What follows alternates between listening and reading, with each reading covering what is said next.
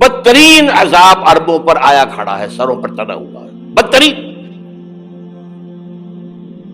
ایسی جنگ ہونی ہے الملحمۃ العظمیٰ، جس کو کہ میں بھی آپ کے گواہی پیش کر دوں گا، جسے کہا گیا ہے لاسٹ کروسیڈ۔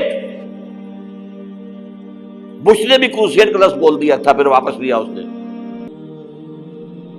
اس کے اوپر جس قدر نقصان ہونا ہے عربوں کا، گریٹر اسرائیل بنے گا، یہ عراق، شام، اردن، سعودی عرب کا کچھ شمالی علاقہ، ترکی کا جنوبی علاقہ، مصر کا صحرائے سینا، اور اس کے ساتھ ہی جو بہترین اس کا زرخیز ترین علاقہ ڈیلٹا آف نائل، یہ سب یہودیوں کے قبضے میں جائیں گے۔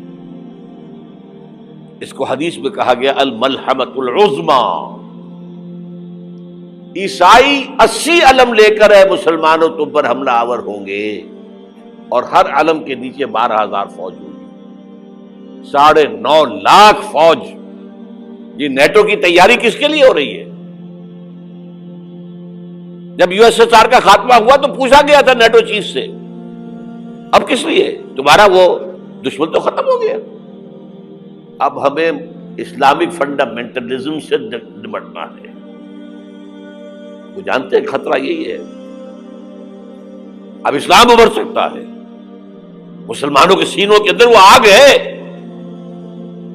اوپر خاکستر آ گیا ہے، تمہیں اٹھانا بیٹھنا، یہ اندر تو انگارہ ہے، اوپر سے راکھ ہے، اس سے دھوکہ نہ کھا جانا ان کے دلوں کے اندر۔ اور بش نے کہا تھا مسلمان چاہتے ہیں کہ ہسپانیہ سے لے کر انڈونیشیا تک نظام خلافت قائم کریں۔